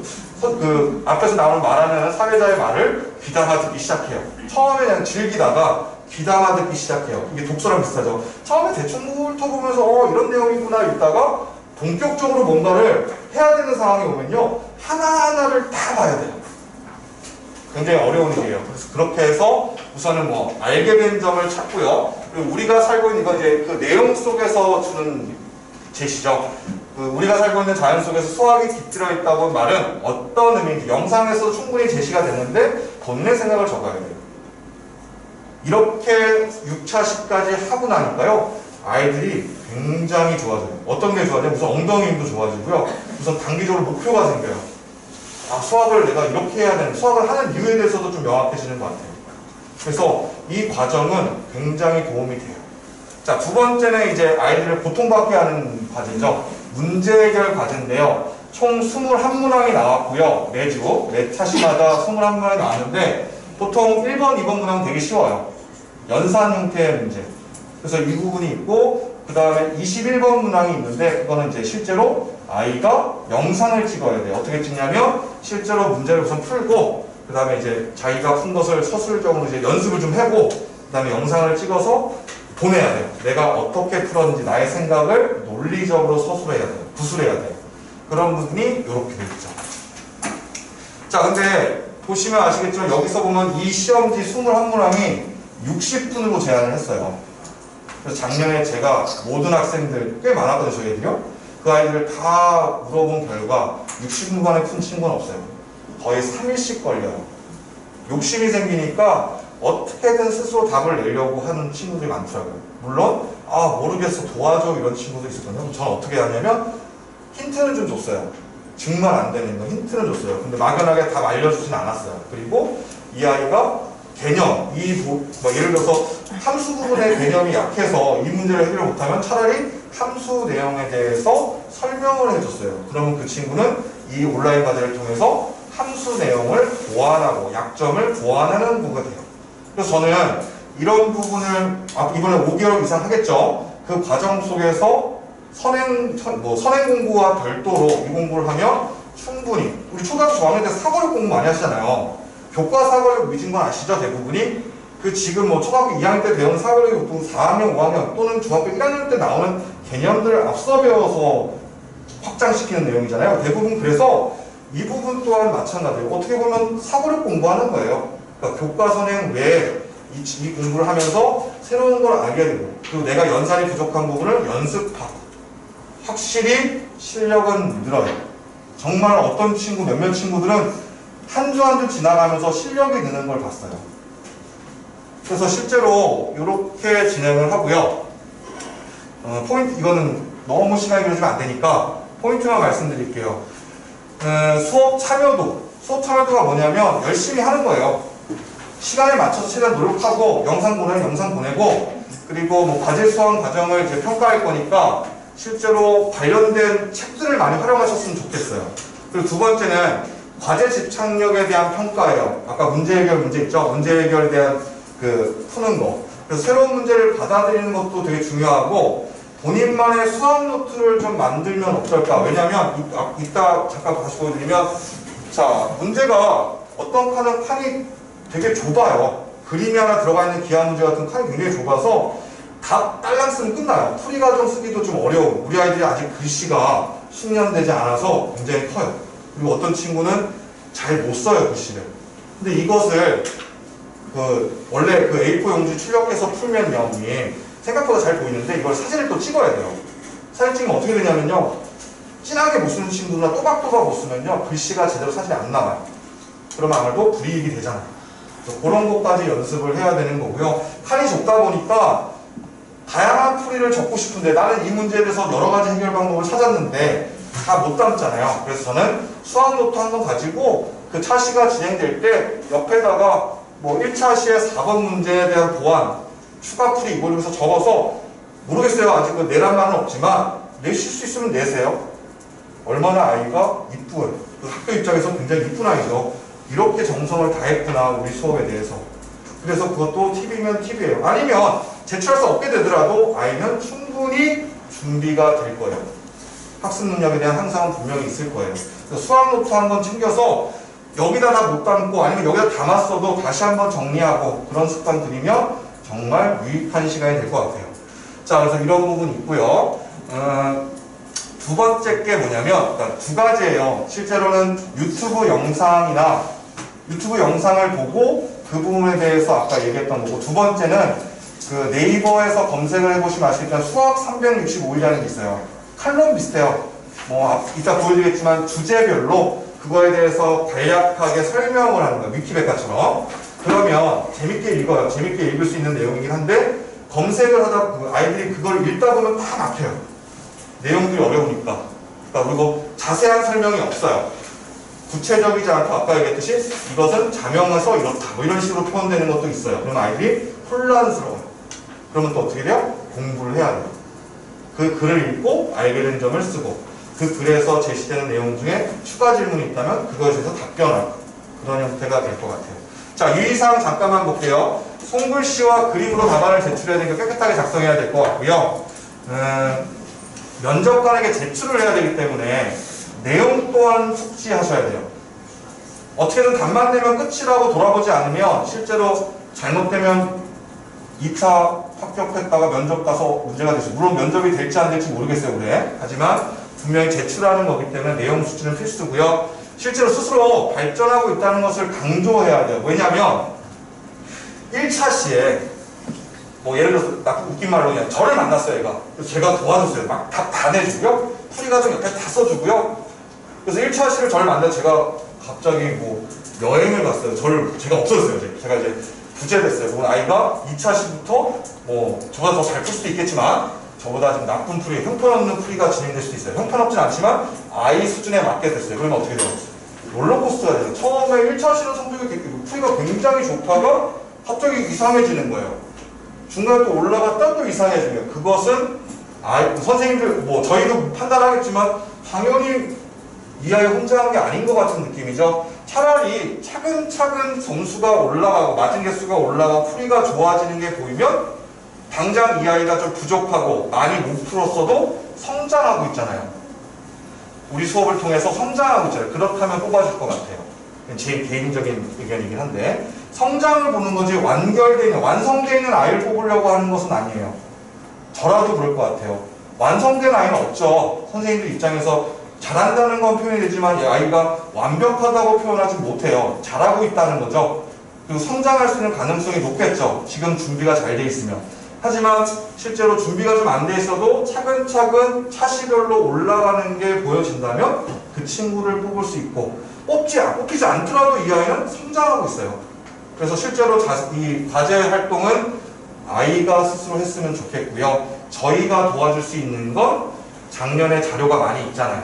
재작년 그 해에도 자료가 있기 때문에 그걸 통해서 서울교대 영재원에서 아이가 어떤 주제로 문제를 준비를 해야 되는지 그 부분을 저희가 특강으로 준비할 생각이에요. 그러니까 저희가 다시 한번 말씀드리지만 아이들의 그 문제를 해결하거나 어떤 활동들을 하기 위한 필요한 내용들을 설명을 많이 해줄 생각이고요. 문제를 풀어주거나 답을 내주기만 하는 활동은 하지 않을 거예요. 의미가 별로 없어요. 왜냐하면 이 과정이 교대 영정을 합격으로만 생각하신다면 조금 고민하세요. 이 6개월, 5개월 이상의 과정에서 아이가 분명히 성장한다니까요. 준비는 꼭 시키셔서 합격 여부와 상관없이 준비를 꼭 시켰으면 좋겠다. 이렇게 보시면 되고요. 뭐 육상 트랙의 비밀도 되게 재밌었어요. 그래서 제가 떠왔는데 아이들이 뭐 여기서 지금 제가 얘기하고 싶은 키워드예요. 거기서 이제 사회자가 얘기를 하는데 동률이 나와요. 대학교 수학과 가야 미분기하 배우면서 나오는 내용이고 실제로 원주에 대한 얘기 그리고 뭐 트랙이 어떻게 들어가는지 아이들이 아직 육상 트랙을 모르는 친구도 있어요. 400m 육상 트랙을 모르는 아이들도 있어요. 왜 같이 출발 안 하고 이렇게 사선으로 출발하는지도 잘 몰라요. 그거부터 어떻게 보면 이성적인 학생들이라면 그런 부분부터 좀 쌓아가겠죠. 왜? 이유를 항상 들어야 돼요. 이 영상을 보고 왜 이렇지? 왜 얘는 사선으로 출발하지? 그런 부분부터 다시 한번 돌이켜볼 수 있는 기회가 될 것 같고요.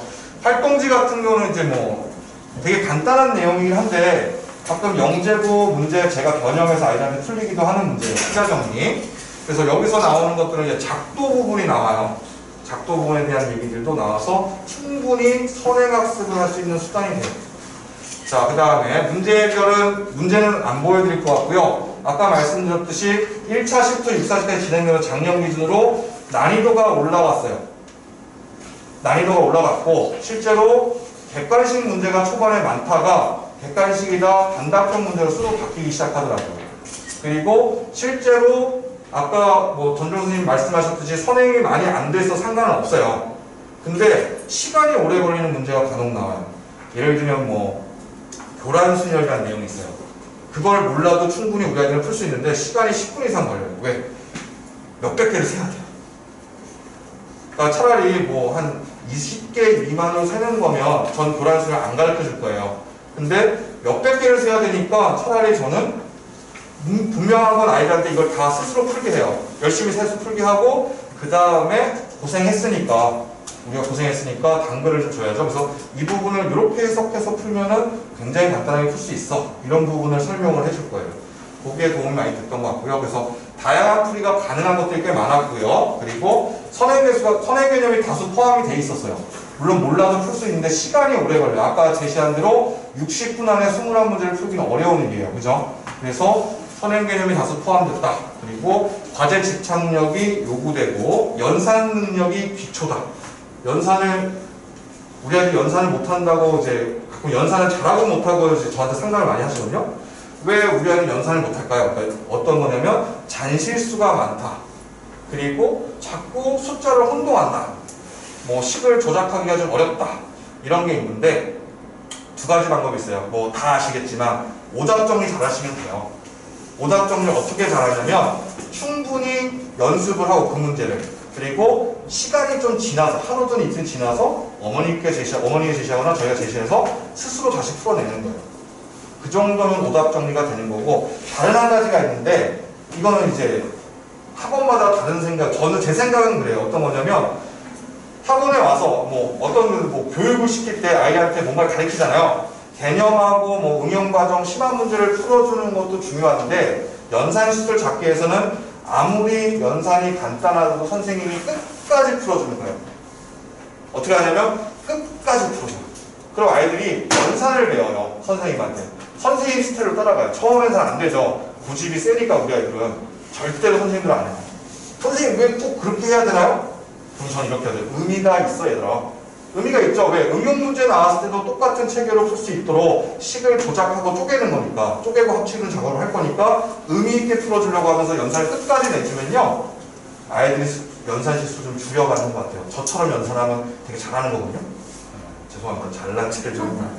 그래서 연산은 그런 두 가지 형태로 좀 잡아주셨으면 좋겠고 적어도 저도 근데 솔직히 얘기해서 어떤 클래스에서는 연산을 끝까지 해줘요. 필요한 아이들, 연산이 안 되는 친구들은 끝까지 해줘요. 저 되게 귀찮아요, 연산해주는 거는.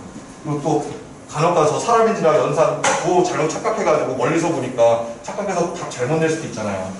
창피한 일이죠. 근데도 끝까지 해주려고 노력하고요. 또 어떤 친구들은 이 아이들이 스스로 연산을 답낼 때까지 해야 되는 반도 있어요. 그러면 차라리 시간을 주고 돌아다니면서 끝까지 답내는 모습을 살펴요. 두 가지 형태인데 첫 번째 경우는 반드시 연산에 도움이 된다. 라고 생각하시면 되고요. 자, 논리적인 설명을 통한 구술평가가 아까 5분 영상 있잖아요. 그걸 이따 보여드리면서 말씀드릴게요.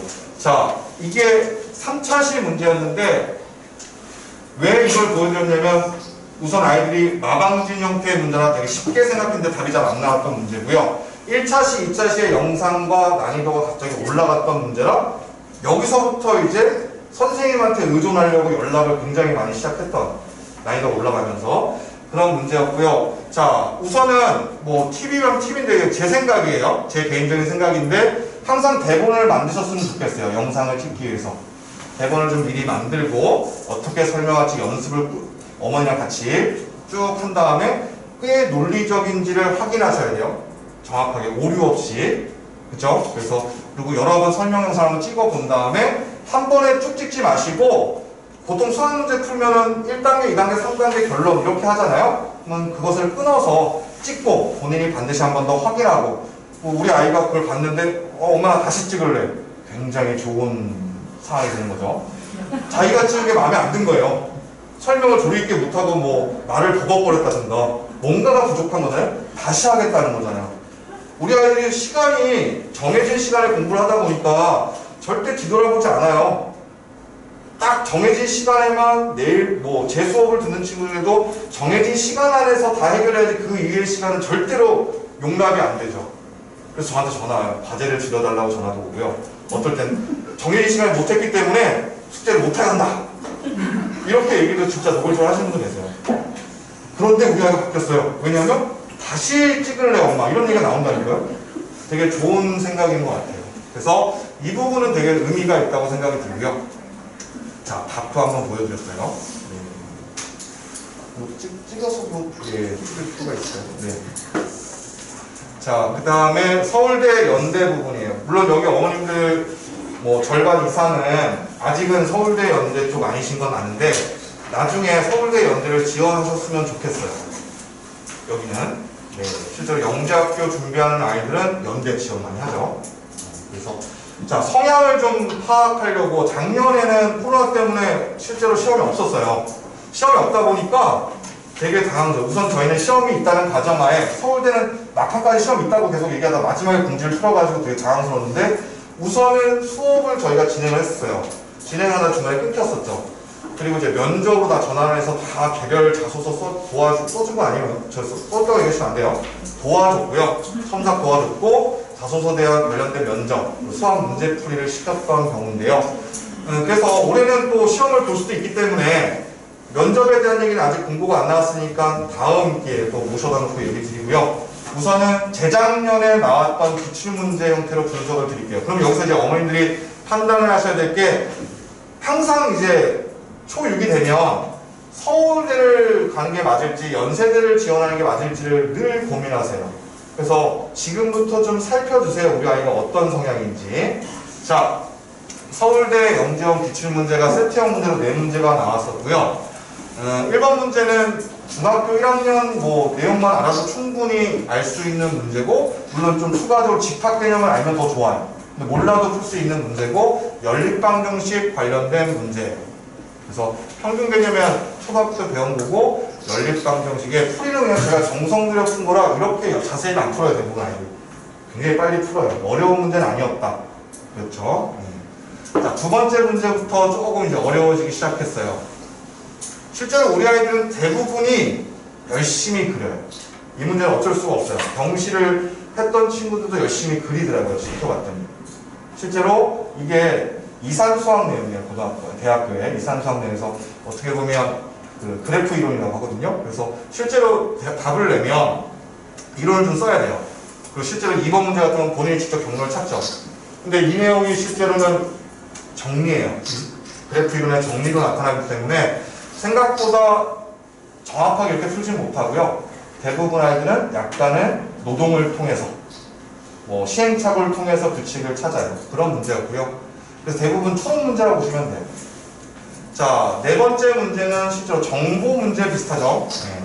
정보 문제기도 하고 규칙성 찾고 거기서 우리 아이들이 점화식을 배운 친구들은 점화식을 활용해서 답을 이끌어내는 형태의 문제예요.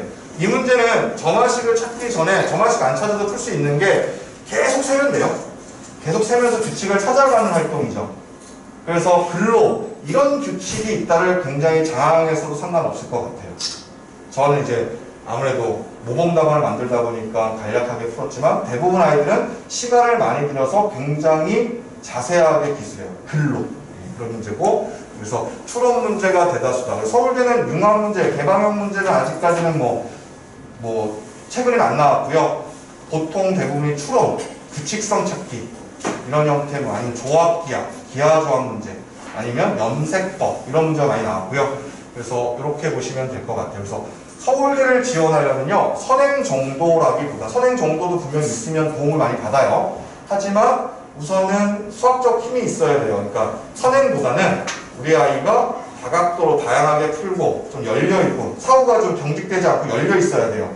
무슨 뜻이냐면 뭐 대수의 뭐 방정식 개념하고 기하의 뭐 외심 개념이 이 두 개념을 각각은 다 아는데 이 개념을 이 문제를 풀기 위해서 쭉 붙여가지고 두 개를 잘 섞어야 되는 경우가 있어요. 그런 문제가 굉장히 많아요.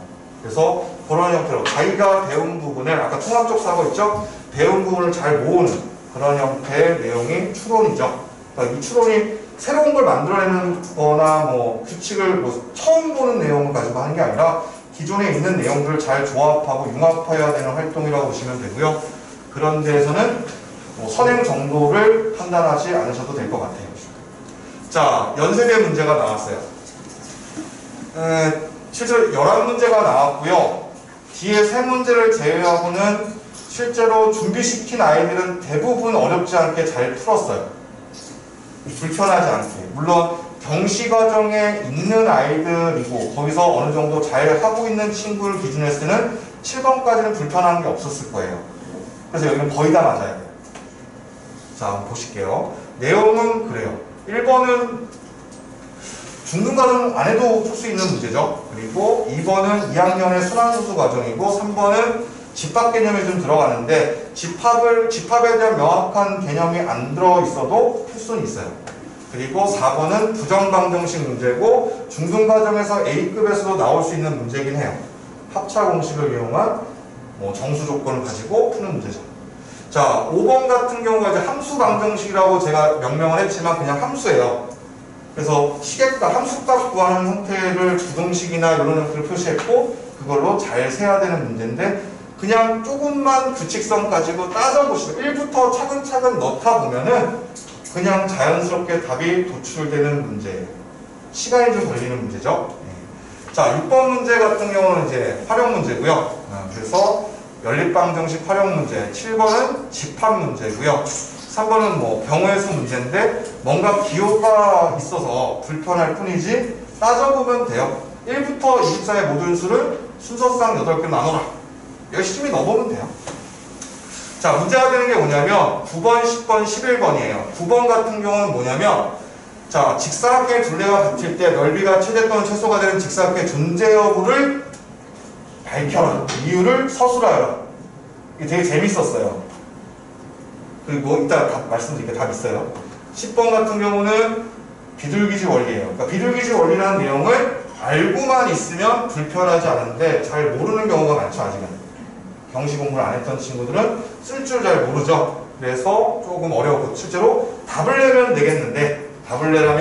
내겠는데 논리적 설명, 증명을 해야 되기 때문에 좀 어려웠을 것 같고요. 11번은 A랑 B 두 개의 답인데 그 연속하는 세 개의 박스 안의 값을 구하는 건데 A는 저희가 곱기가 잘못됐어요. 그래서 요거는 뭐 찍으실 필요는 없을 것 같고 B가 재밌었어요. 그래서 보여드릴게요. 답을. 자, 요거에 대한 답을 보여드리면 자, 9번부터 볼게요. 정답 최대 존재, 최소 존재하지 않은 뭐 이런 문제가 있었고 실제로 이렇게 된다. 불편하지 않았을 것 같은데 우선은 아이들이 최대 최소를 구하라 그러면 어떤지 아세요? 대부분 아이들이 최소값을 구하려고 해요. 억지로. 그러다 보니까 답을 틀리죠. 최소값을 구하라고 하니까 최소값을 구하려고 해요. 존재 여부라고 했으니까 없으면 없는 걸 설명해야 되겠죠. 그래서 이런 문제가 있었고 자, 10번은 실제로 비둘기집 원리라서 생각보다 서술하기가 좀 어려웠던 우리가 집합 개념 없는 친구들은 이렇게 집합 좀 나이스하게 설명을 못해요. 글로 다 하나하나 세면서 설명을 해야 돼서 좀 어려웠을 것 같고요. 자, 11번 문제가 1번은 죄송해요. 제가 안 고쳤어요. 그래서 우선 복기가 잘못돼서 잘 안 고친 거고요. 2번 문제 잠깐 보시면 연속하는 소수의 차와 합으로 그냥 반복되는 수를 나열한 거예요. 그러니까 이건 수열이라고 보는 게 아니라 그냥 창의적인 활동이에요. 어떻게 보면. 그냥 끄적끄적 대보니까 규칙을 알아냈어. 이런 거죠. 이렇게 바라보시면 돼서 연세대 같은 경우는요, 아까 보여드렸긴 했지만 중등 개념을 좀 뛰어넘는 내용이 많아요. 중등문도 해결할 수는 있는데 시간이 좀 부족할 것 같고요. 선행 과정에서 충분히 수상 수학까지는 했으면 좋겠다라는 게 먼저고, 거기다가 숙련을 위해서는 경시 내용도 배웠으면 좋겠다. 그러면 연대가 조금 시험 문제가 수월했다. 재작년까지는 그랬어요. 그렇게 보시면 될 것 같아요. 자, 마지막으로 수학 프로그램인데요. 아직 그 공고문이 안 나와서 자세하게 말씀은 못 드리지만 저희 이제 선생님 소개랑 어떻게 수업을 진행하는지 말씀을 드리도록 할게요. 자, 저희 이제 대표 원장님인 김창영 선생님하고 저 팀장님하고 계시는데, 우선은 김창영 선생님은 서울대 담당이시고요. 서울대 수업만 워낙 바쁘신 분이라 어렵게 준비를 했어요. 수업 하나만 딱 만들었어요. 더 이상 못 하신대요. 그리고 저는 이제 서울교대랑 연대 서울대를 다 같이 할 거고요. 그 서울대 연세대하고 서울교대 담당 선생님들이 계세요. 그래서 준비는 아직 세부하게 나와야 될 것 같아요. 우선은 아까 말씀드렸지만 한 달에 한 번씩 진행을 하게 된다면 또 달라져요. 수업 저희가 뭔가 도움을 드리려면 달라지고, 작년과 같이 단기간에 뭐 열흘이나 일주일 안에 해준다면 또 달라질 수 있어서, 그때는 뭐 뭔가 추가 개념 설명을 좀 미리미리 좀 시켜가지고 아니면 진행하면서 같이 도움을 줄 수 있는 기회가 좀 사라질 수도 있어서 당장 수업 내용을 못 짰어요. 그래서 다음에 꼭 공지 드리도록 할게요.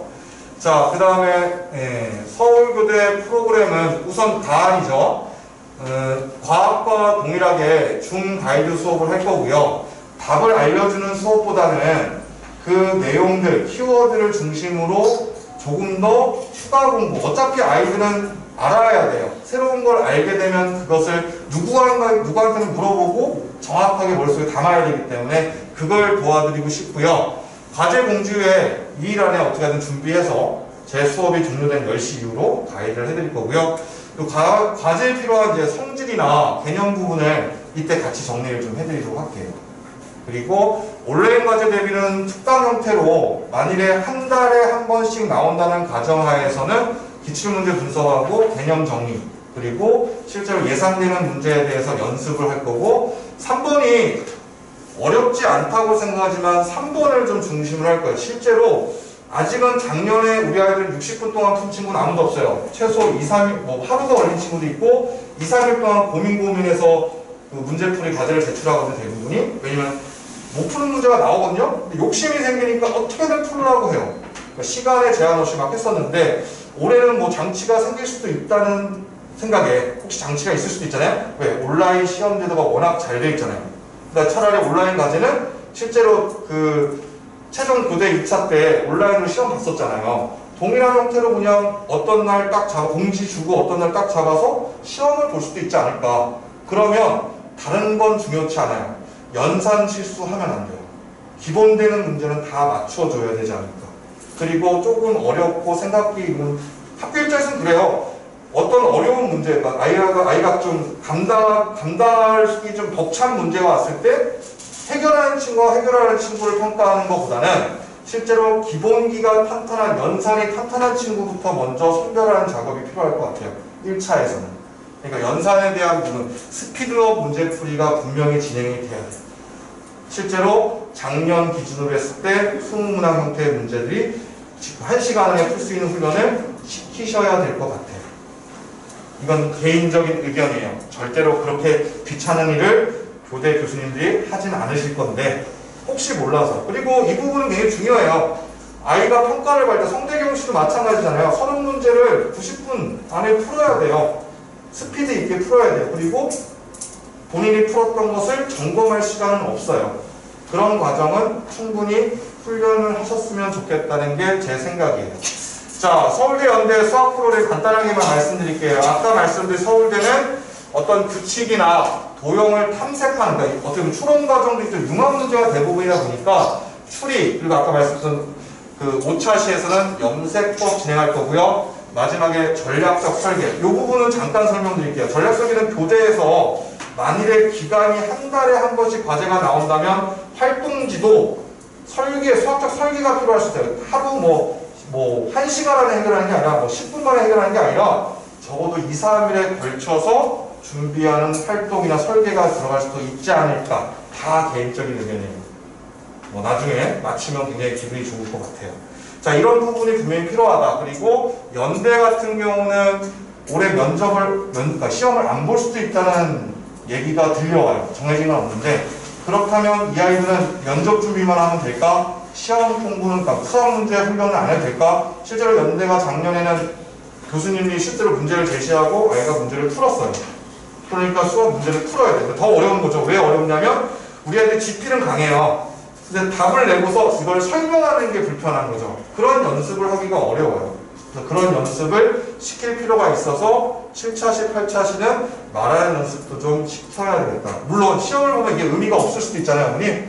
그래도 그러면 이제 중간에 정확하게 공부가 나오겠죠.